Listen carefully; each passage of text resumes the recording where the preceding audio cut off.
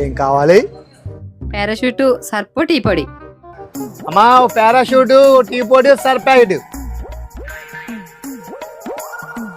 ఎంతేందండి? మన డబ్బులేటి?